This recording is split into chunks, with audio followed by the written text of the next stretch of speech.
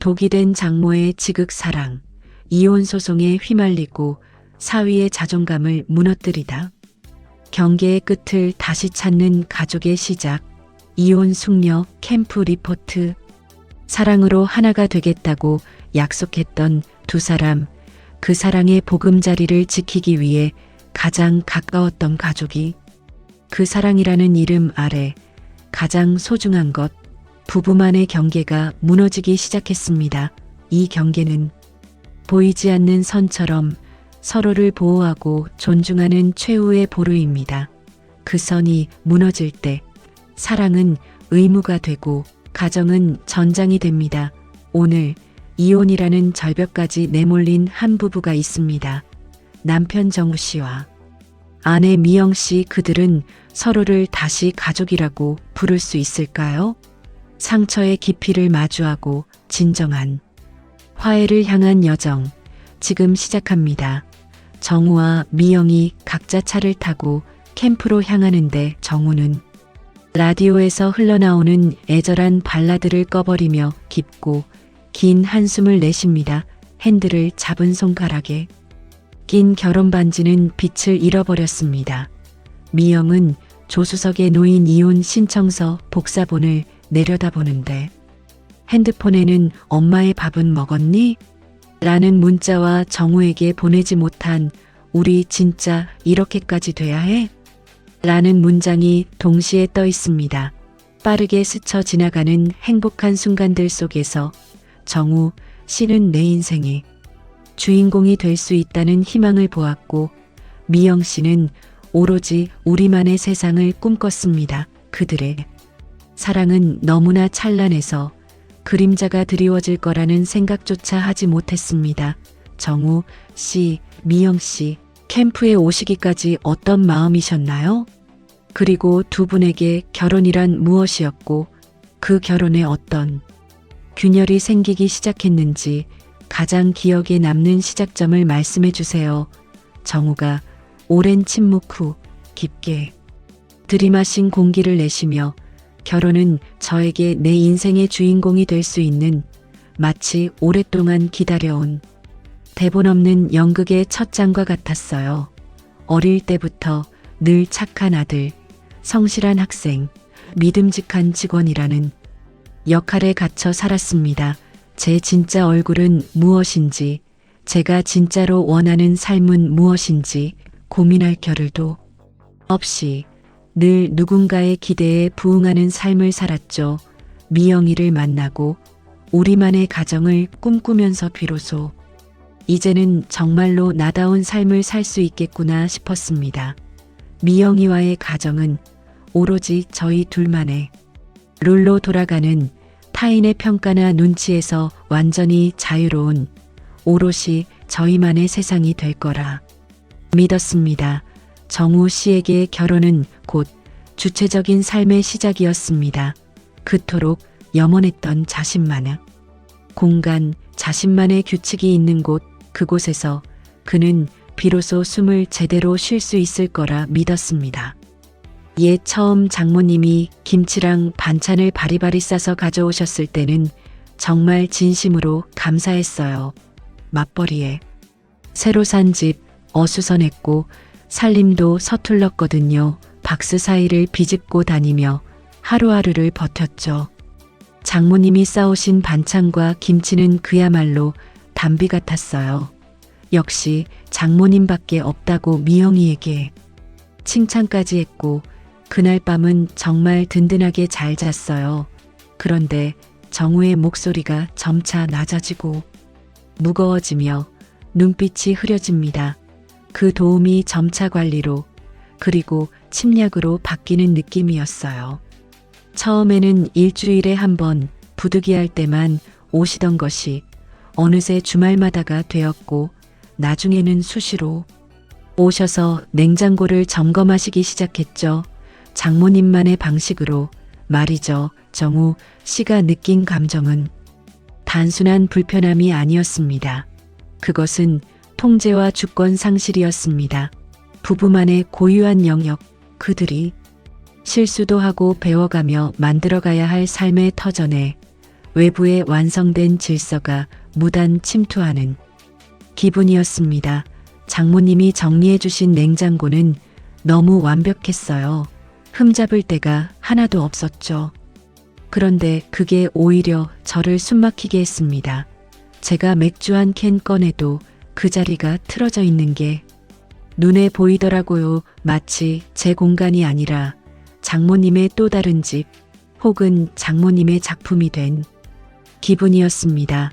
제 아지트, 저의 성역이 침범당했다는 느낌이 들었어요.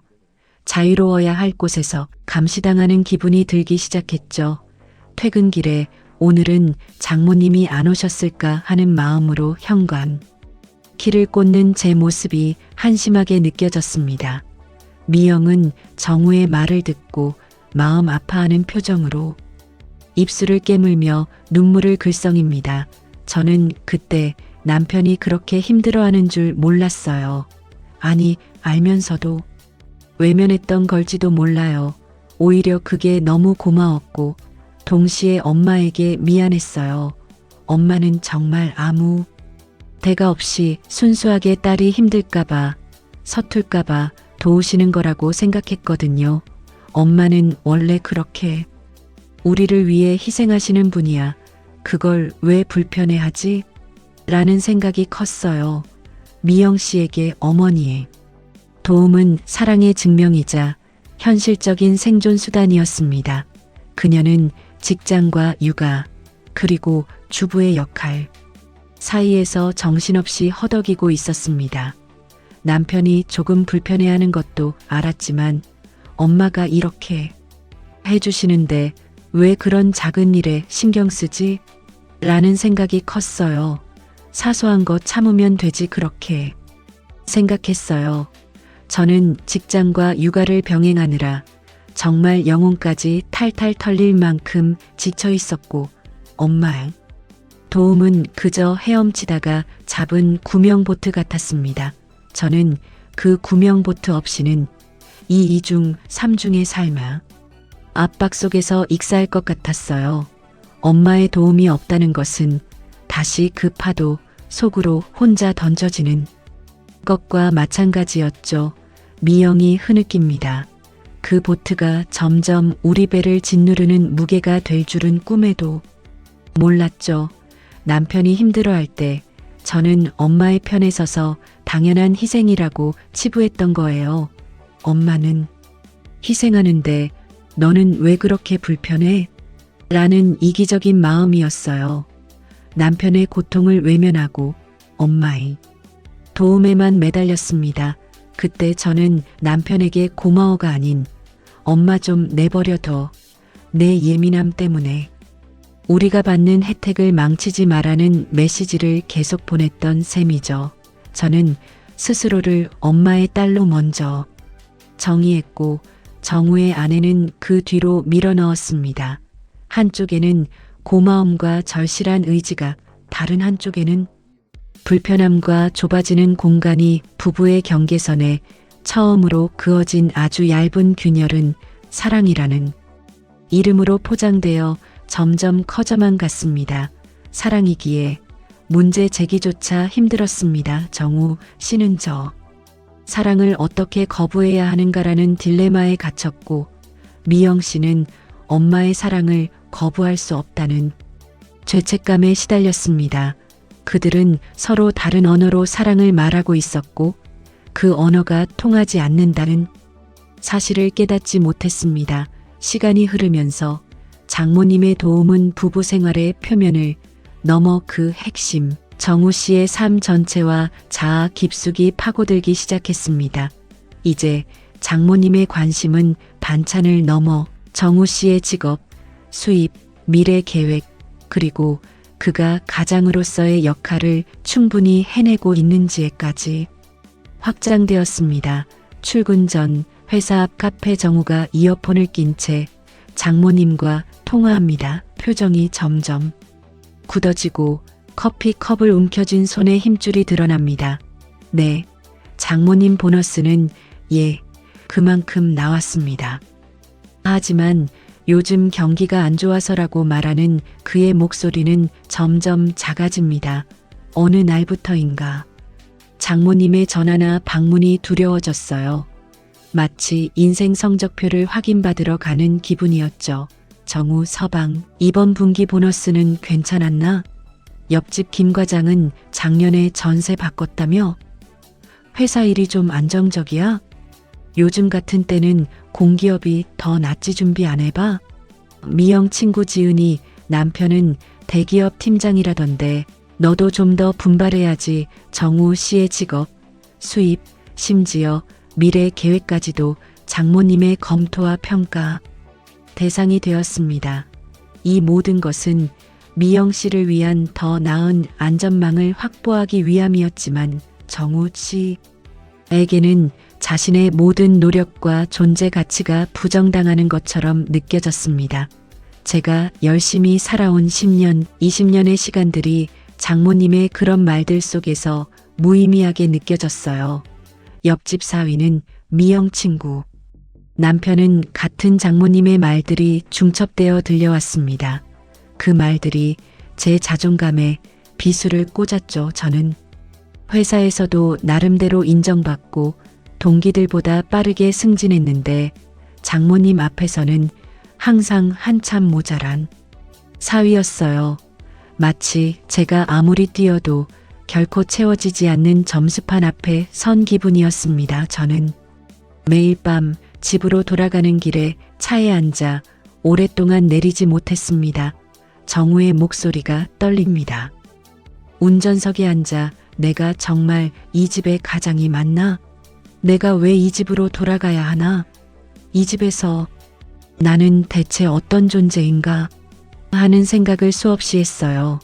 가장 편해야 할 집이 가장 숨이 막히는 곳이 되어버렸습니다. 현관문을 열면 장모님의 손길이 닿은 집안 곳곳이, 그리고 그걸 당연하게 여기는 미영의 모습이 저를 옥죄었어요. 화장실 거울 앞에서 세수를 하다가 문득 제 얼굴을 한참 쳐다봤습니다. 내가 정말 이렇게 무가치한 사람인가? 내가 아무리 노력해도 이 정도로 모자란 인간인가? 하는 생각이 들었습니다.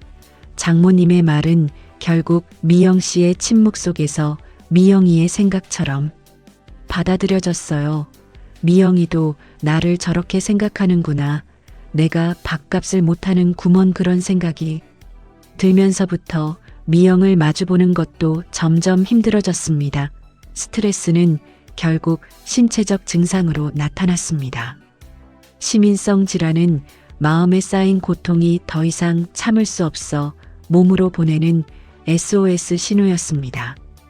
결국 두통과 불면증이 시작됐고 병원에서는 신경성 위염과 불안장애 의심 진단을 받았습니다. 위내시경을 했는데 특별한 이상은 없는데 통증이 있다고 하더군요. 의사 선생님이 혹시 스트레스가 많으세요? 라고 물으셨을 때 저는 그 자리에서 눈물이 날 뻔했습니다. 그 병원 접수증을 들고 집에 들어갈 때 내가 왜 이렇게 되었나라는 생각에 눈물이 났어요. 저는 스스로를 가족을 지키지 못한 무능한 가장이라고 비난하기 시작했습니다. 내가 더 강했어야 했는데, 내가 더 잘했어야 했는데 하는 자괴감에 빠졌죠. 미영은 자책하고 후회 가득한 눈빛을 보입니다. 저는 그때 남편이 그렇게 힘들어하는 줄 몰랐어요. 아니, 알고 싶지 않았던 것 같아요. 그냥 엄마는 원래 그렇게 말씀하시는 분이야 믿고 듣지. 엄마는 다 좋은 뜻이셔서 그렇지 별 뜻 없어 정도로만 생각했죠. 남편이 두통약을 자주 먹고 병원 다닌다는 말을 듣고서야 조금 놀랐지만 스트레스 받아서 그런가 보다. 회사 일이 힘드나? 하고만 생각했어요. 제 엄마의 행동이 그런 결과를 불러올 수 있다는 생각을 하지 못했습니다. 미영 씨는 남편의 고통을 엄마의 간섭 때문이 아닌 남편의 예민함이나 회사 스트레스 탓으로 돌리려는 무의식적인 방어 기제를 작동시켰습니다. 그것이 그녀에게는 현실을 받아들이는데 더 쉬운 방법이었기 때문입니다. 지금 생각하면 저는 남편의 편이 아니라 엄마의 편에 서서 남편의 아픔을 외면했던 거죠. 남편이 저에게 미영아, 제발 엄마에게 우리 일에 신경 쓰지 말라고 이야기해줘. 우리가 우리 방식대로 살게 해달라고라고 했을 때 저는 엄마 마음 아프게 어떻게 그런 말을 해. 엄마는 그저 우리를 위해서 그런 거야. 너무 예민하게 반응하지 말라고 대답했어요. 그 순간 남편은 저와의 관계에서 가장 큰 고립감을 느꼈을 거예요. 그는 저에게 구조 신호를 보냈는데 저는 그 손을 뿌리쳤습니다. 제 침묵과 방어가 남편의 자존감을 무너뜨리는데 결정적인 역할을 했습니다. 저는 남편의 동맹이 아니라 적이 되어버렸어요. 고통을 참고 혼자 삭히던 정우 씨의 인내심은 결국 아주 사소하고 일상적인 일에서 폭발하고 말았습니다. 침묵은 더 이상 미덕이 아니었습니다. 오랫동안 쌓인 침묵은 폭력이 되어 가장 약한 고리를 끊어버렸습니다. 어느 수요일 저녁 장모님이 푸짐하게 차려놓은 식탁. 정우, 미영, 장모님이 둘러앉아 있습니다. 정우가 된장찌개를 푸는 숟가락을 들고 국물을 바라보며 눈빛이 변합니다. 그 국물은 그의 취향과는 정반대로 매우 걸쭉하고 진합니다. 그날 장모님이 하신 말씀이 기억나요? 정우, 서방 된장찌개 국물이 좀 흐물흐물하네. 아마도 내가 좋아하는 구수한 맛이 아니겠구먼. 미영아, 다음엔 엄마가 좀 더 잘 간을 해서. 그 순간 뭐랄까 머릿속에서 뭔가가 뚝 하고 끊어지는 소리가 났어요. 수년 동안 쌓여왔던 무력감, 분노, 좌절이 한순간에 목까지 치밀어 올랐습니다. 저는 더 이상 참을 수 없었습니다. 그 된장찌개는 단순한 국물이 아니었습니다. 그것은 정우 씨의 취향까지도 통제하고 바로잡을 수 있다는 장모님의 무의식적인 메시지였고, 정우 씨에게는 자신의 존재 자체와 선호도에 대한 최종적인 부정으로 느껴졌습니다. 그것은 그의 참을 수 있는 마지막 한계점이었습니다. 정우가 벌떡 일어나며 소리치며 댔어요. 이제 그만하세요. 미영이 놀라서 입을 벌린 채 정우를 바라보고 장모님은 할 말을 잃은 채 당혹스러운 표정으로 바라봅니다. 내가 좋아하는 맛이 중요한 게 아니라고요.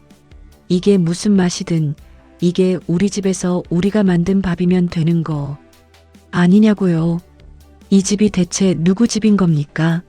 나는 이 집에서 대체 뭔가요? 장모님 집 하냐니까 매일 이렇게 검사를 받아야 하는 건가요?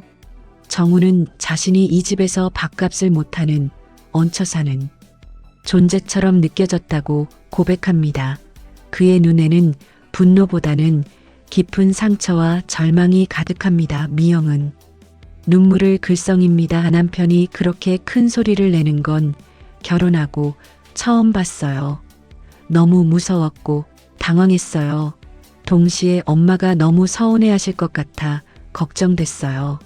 제 머릿속은 오직 엄마의 감정에만 집중했습니다. 엄마가 이렇게 해주시는데 왜 그렇게까지 화를 내?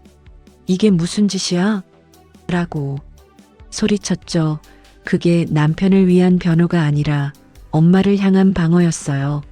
저는 남편이 왜 그렇게까지 폭발했는지 이해하려 하기보다 가장 익숙하고 안전한 엄마의 딸 역할로 돌아가 버렸습니다. 제가 한 그 외침은 남편을 향한 최악의 배신이었습니다.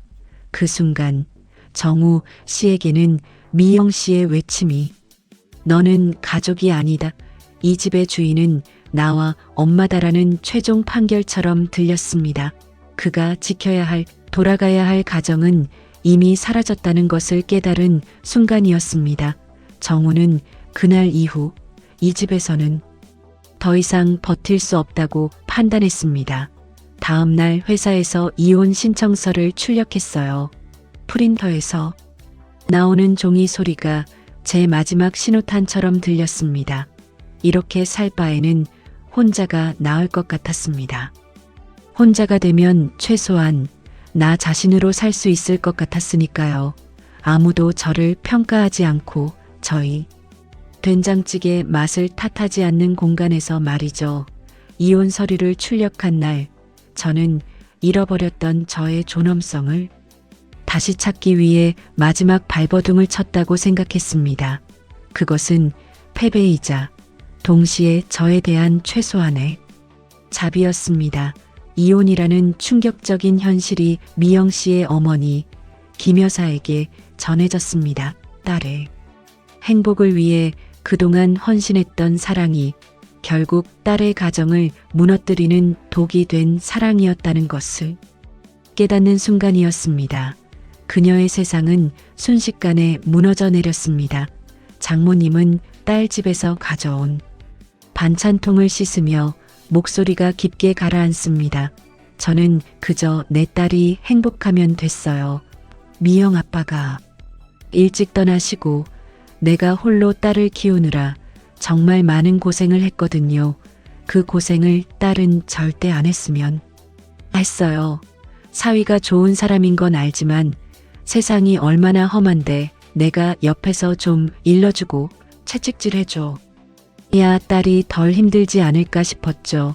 엄마가 옆에서 지켜보고 있으니까 안심해라는 메시지를 전하고 싶었어요.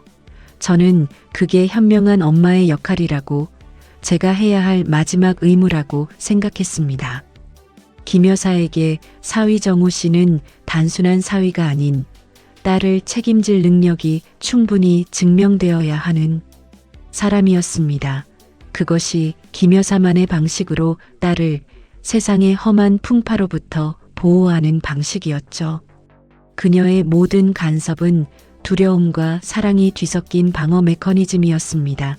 이혼이라니 저는 그게 정우가 미영이를 버리는 거라고, 제가 믿었던 사위가 딸을 배신하는 거라고 생각했습니다.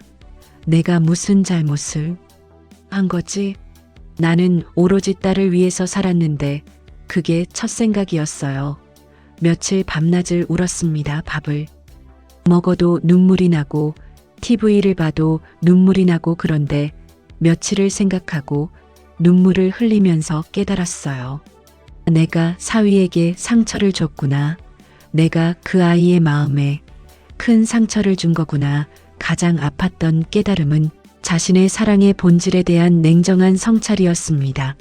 내 사랑이 내 딸에게는 사랑이었을지 몰라도 사위에게는 간섭이었고 부담이었구나, 평가였구나. 사위가 노이로제 걸렸다는 말을 딸에게서 듣고는 밤새 잠을 못 잤어요. 내가 사람 한 사람을 그렇게 망가뜨릴 수 있는 존재였나? 내 사랑이 그렇게 독이 될 수 있다고 싶어서 후회와 자책에 빠졌죠. 내가 정말 어리석었어요. 딸의 행복을 바라다가 오히려 딸의 가정을 무너뜨리는 지경까지 왔으니 저는 제 방식의 사랑이 얼마나 이기적이고 독선적이었는지 깨달았습니다. 사랑한다는 핑계로 사위의 삶을 함부로 재단하고 판단했어요. 김 여사의 눈물이 뺨을 타고 조용히 그러나 끝없이 흐릅니다. 저는 사위를 저의 경쟁 상대로 생각했던 것 같아요. 딸의 사랑을 독차지하고 싶은 경쟁 상대. 엄마가 최고의 지원자야. 엄마 없인 너 힘들지? 라는 것을 증명하고 싶었나 봅니다. 그래서 끊임없이 그가 부족하다고, 내가 더 낫다고 증명하고 싶었어요. 이제 와서 보니 이 모든 것이 저의 외로움과 불안에서 비롯된 것이었습니다. 미영이까지 독립해서 떠나면 저 혼자 남겨질 것 같다는 두려움. 그래서 필요한 엄마로 남고 싶은 마음이 저를 그토록 딸의 가정에 집착하게 만들었습니다. 저는 딸을 사랑한다고 생각했지만 사실은 제 자신의 공허함을 채우기 위해 딸의 삶에 매달렸던 거예요. 캠프에 마련된 상담실 정우 씨와 미영 씨는 전문 상담가의 도움을 받아 그들의 상처가 어디에서 비롯되었는지 가족관계도와 감정 지도를 통해 시각화합니다. 이 과정은 단순한 원인 규명을 넘어 서로의 상처에 대한 깊은 공감로 이어집니다. 따뜻한 조명의 상담실에 정우와 미영이 마주 앉아 있습니다. 그들 앞에 놓인 큰 종이에는 감정 지도와 가족관계도가 그려져 있고 분노, 외로움, 배신, 불안 등의 단어와 함께 화살표와 붉은색 표시가 복잡하게 얽혀 있습니다. 상담사가 정우를 바라보며 차분한 목소리로 말합니다. 정우 씨, 장모님의 비교와 간섭이 그렇게까지 깊은 고통으로 다가왔던 이유는 그것이 단순한 불편함을 넘어 당신의 기본적인 가치와 존엄을 부정하는 느낌이었기 때문입니다. 마치 어린 시절 공부 잘하는 친구나 능력 있는 형제와 비교당하며 있는 그대로의 나는 사랑받을 가치가 없다는 메시지를 받았을 때의 그 깊은 상처를 다시 건드린 거죠.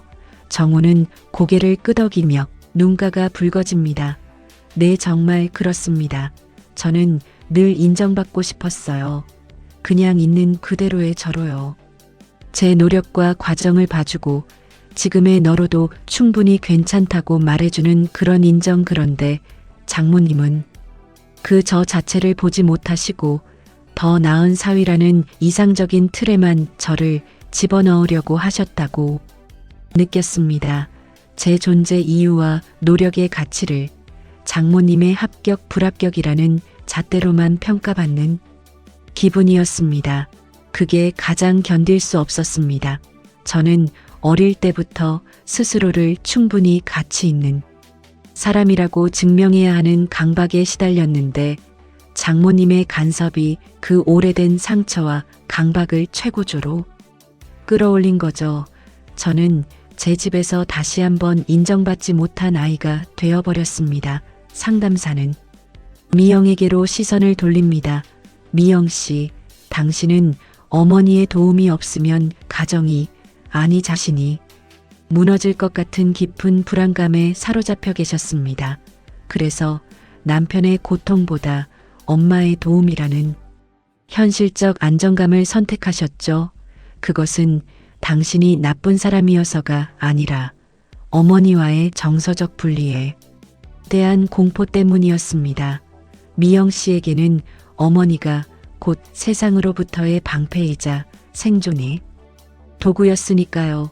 그 관계를 위협하는 것은 생존 자체에 대한 위협으로 느껴졌을 겁니다. 미영이 흐느껴 울며 깊이 공감합니다. 맞아요.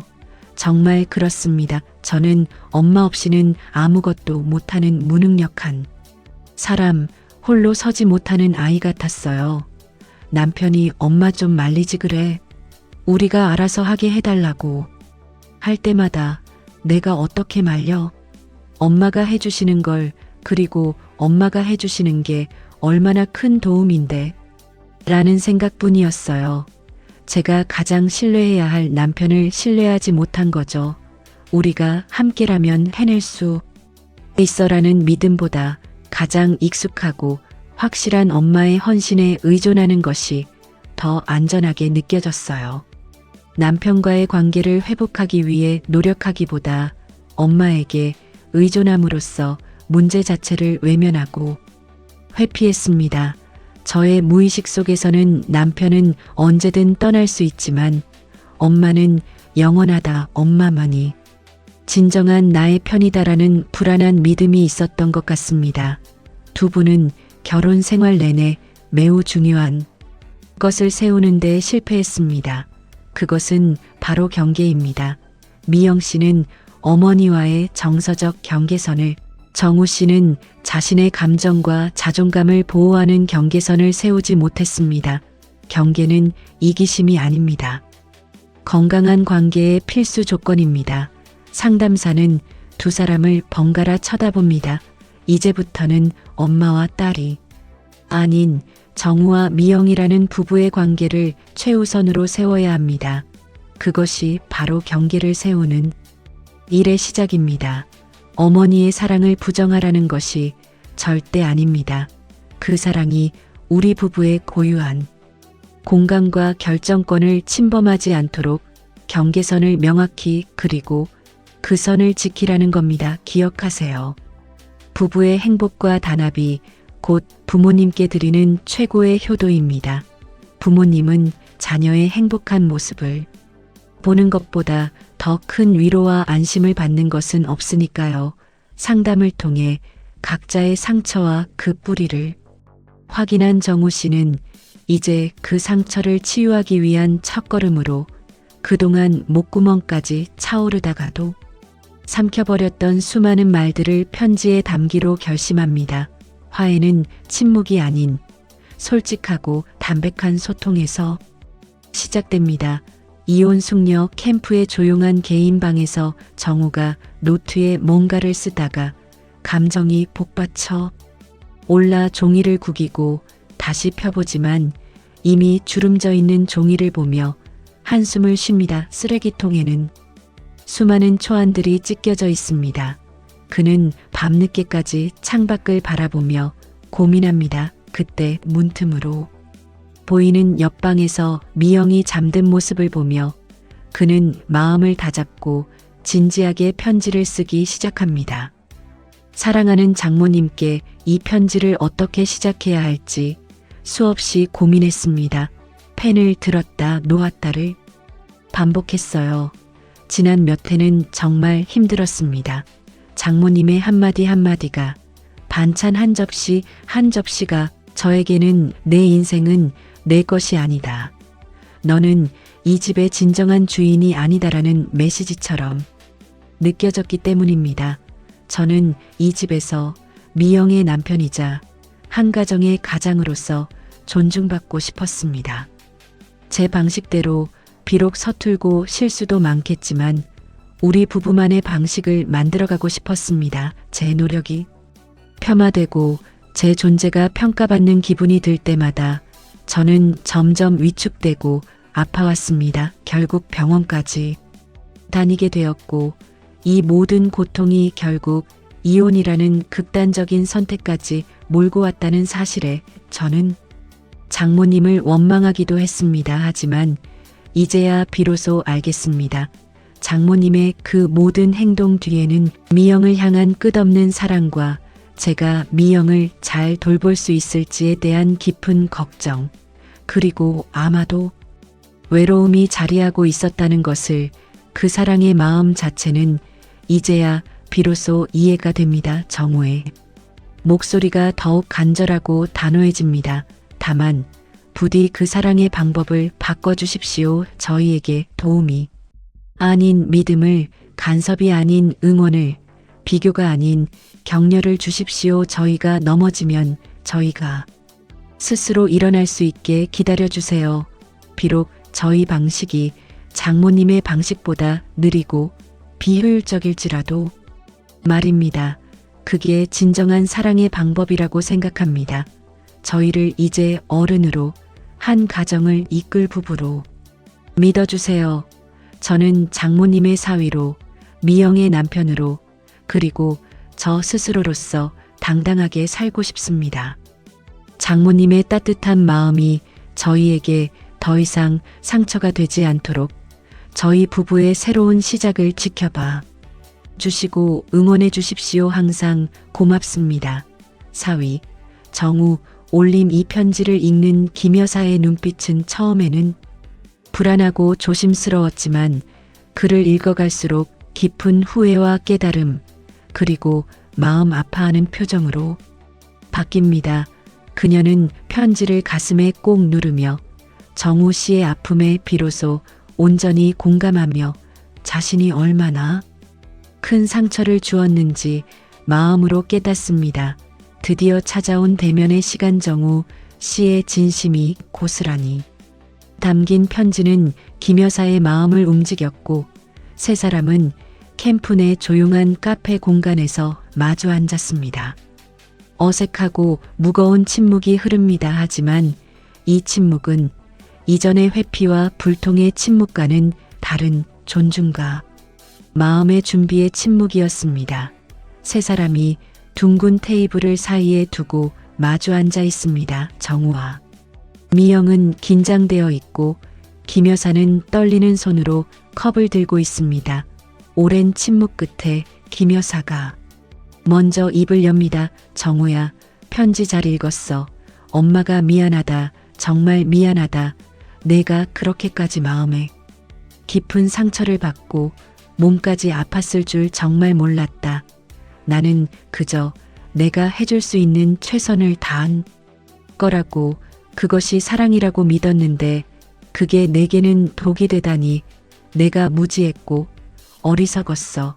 김 여사의 사과는 잘못을 인정하고 내 아픔을 이해해주지 못해 미안하다는 진정한 용서를 구하는 언어였습니다.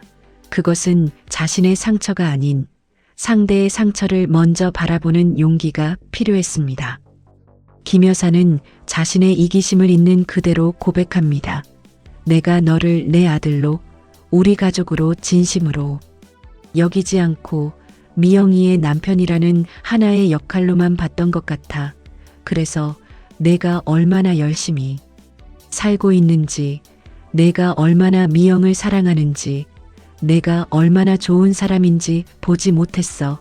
그저 더 나은 조건, 더 안정적인 미래라는 잣대로만 너를 재단했지.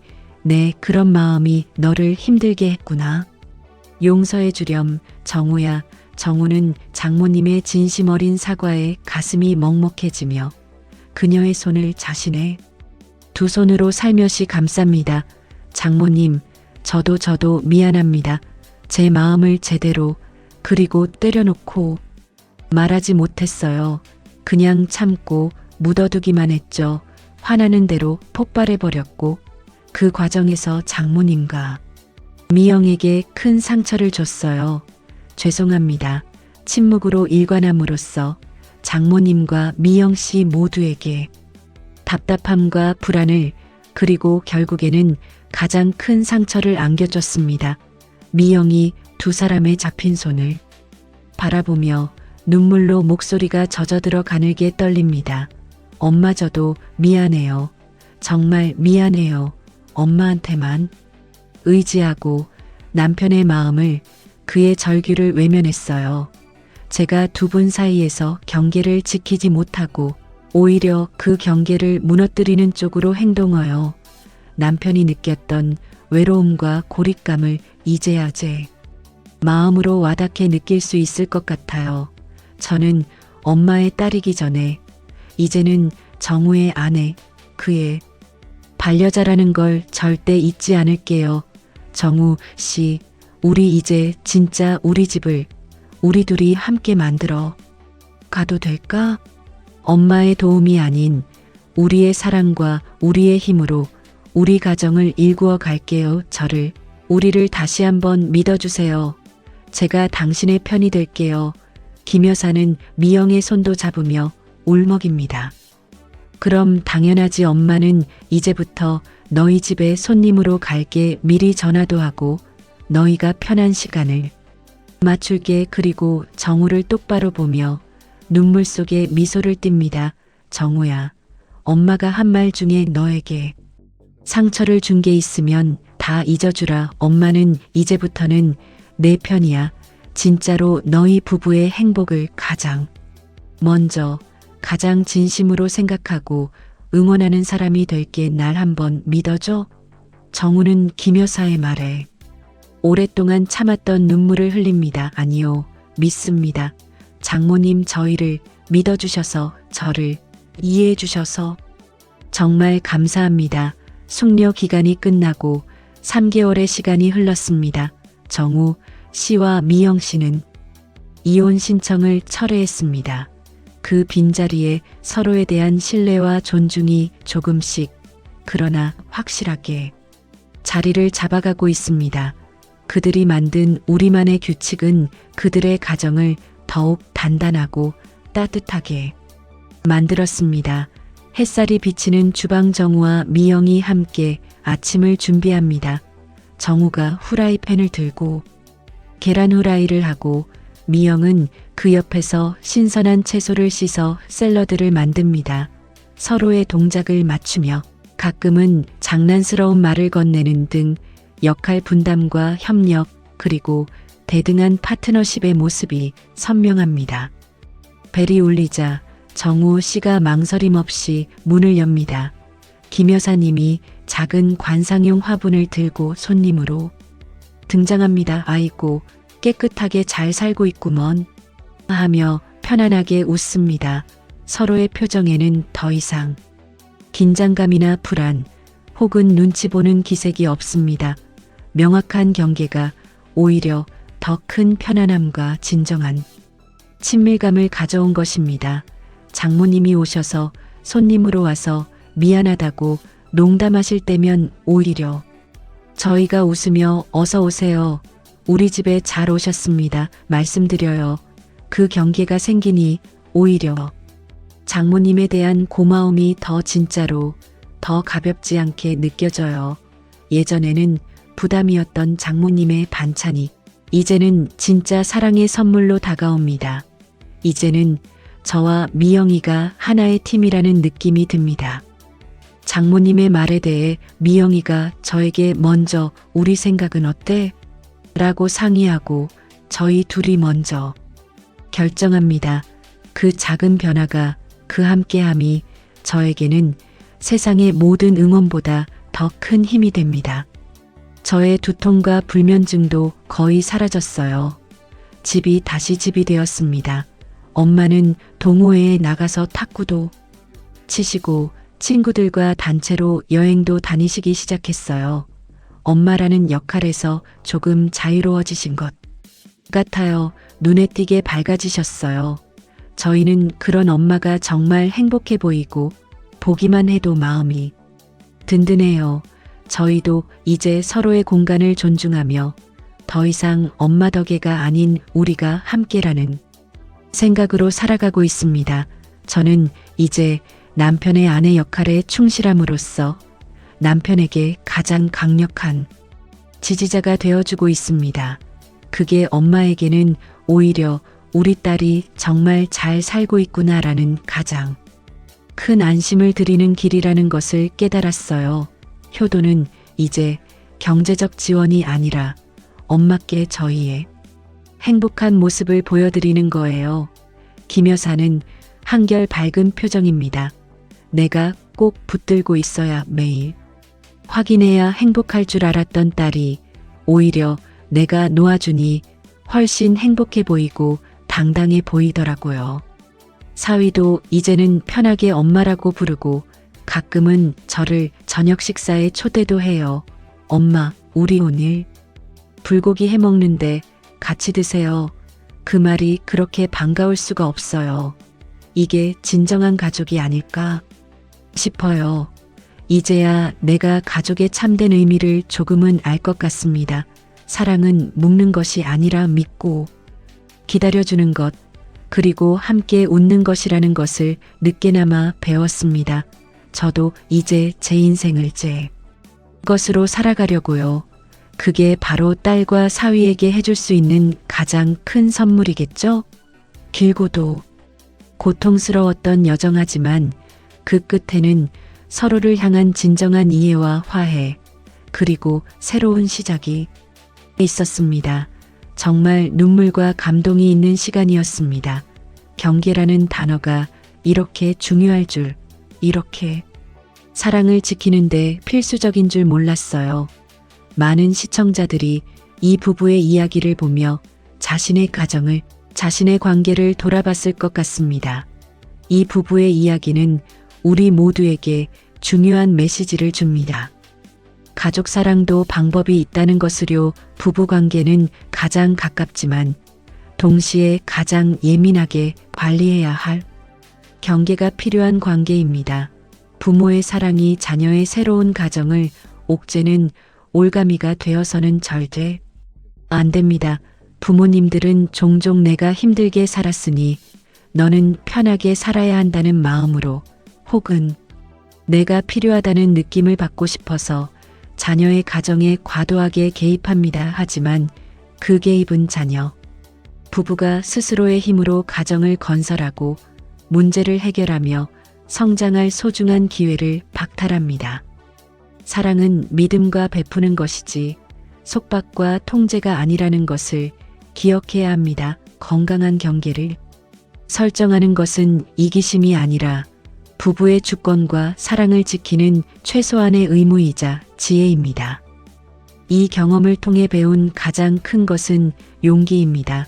사랑하는 사람에게 내 마음이 아프다고, 내가 이렇게 하면 나는 상처받는다고 말하는 용기, 그리고 그 아픔을 함께 해결해 보자고 제안하는 용기. 그 용기가 없었다면 우리는 헤어졌을 거예요. 서로에 대한 최소한의 신뢰가 있다면 힘들어하는 분들 꼭 용기 내서 솔직한 대화를 시작해 보세요. 저는 남편의 고통에 눈 감았던 제 비겁함부터 고백했고 그 고백이 모든 것의 시작이었습니다. 정우가 공감합니다. 저는 소통이 정말 사랑의 실천이라는 걸 깨달았어요. 참는 것도 사랑이지만 그 참음이 쌓여 서로를 파괴하기 전 작은 불편함이라도 털어놓고 함께 조정해 나가는 것이 더 큰 사랑일 수 있습니다. 그리고 장모님 정말로 감사합니다. 저희를 이해해 주시고 저희의 새로운 가족의 모습을 받아들여 주셔서 이제 저는 장모님의 사랑을 통제가 아닌 축복으로, 간섭이 아닌 관심으로 받아들일 수 있게 되었습니다. 그것만큼 큰 선물이 없습니다. 김 여사는 울먹입니다. 저 같은 어머니들이 계시다면 한마디 드리고 싶어요. 믿고 놓아주세요. 여러분의 자녀는 이제 어른입니다. 그들의 삶을 축복으로 채워주세요. 간섭으로 메우지 말고요. 여러분도 이제는 자녀에게서 조금 자유로워져서 자신의 인생을 즐기세요. 그게 바로 여러분이 행복이고 그 행복이 그대로 자녀의 행복으로, 자녀 가정의 평화로 돌아옵니다. 자녀의 가정을 존중하는 것이 곧 내가 진정으로 존중받는 길이라는 것을 깨달았습니다. 다 함께 행복해질 수 있는 길이에요. 가장 큰 효도는 부모님의 마음을 편하게 하는 것이 아니라 내 가정을 행복하게 지키는 것입니다. 엄마, 이제 그만해도 괜찮아요 라는 말이 때로는 가장 큰 효도가 됩니다. 부부의 경계를 지키는 것은 가족에 대한 배신이 아닌 가족이라는 이름을 지키는 최소한의 의무입니다. 상대방의 사랑의 언어로 말하지 않으면 그 사랑은 결국 상처가 됩니다. 진정한 화해는 있는 것이 아닌 기억하고도 새로운 규칙을 만드는 것입니다. 당신의 사랑이 독이 되고 있지는 않은지 오늘 한번 돌아보세요. 가장 가까운 사람일수록 가장 세심하게 존중해야 합니다. 사랑은 속박이 아니라 자유를 주는 것입니다. 가족이란 때로는 서로의 아픔을 알아차리지 못해 깊은 상처를 주기도 합니다. 서로가 너무 가까운 나머지 그 사랑이 오히려 짐이 되기도 합니다. 하지만 그 상처를 마주보고 서로의 다름을 인정하며 새로운 우리만의 규칙과 경계를 만들 때 비로소 더 단단하고 건강한 가족으로 거듭날 수 있습니다. 사랑은 헌신이기 전에 존중입니다. 서로를 하나로 만드는 것보다 두 개의 독립된 개인이 어떻게 함께 어울려 살아갈지를 고민하는 것이 진정한 가족의 시작입니다. 오늘도 어딘가에 비로소 진정한 가족이 되어가는 소중한 사람들이 있습니다. 지금까지 서로의 아픔을 딛고 새로운 시작을 위한 용기를 보여준 이혼 숙녀 캠프였습니다. 여러분의 가정에 사랑과 존중 그리고 건강한 경계가 가득하기를 바랍니다. 끝까지 시청해 주셔서 진심으로 감사합니다. 구독, 클릭, 좋아요, 알람 설정은 제게 큰 힘이 됩니다. 오늘도 행복하세요.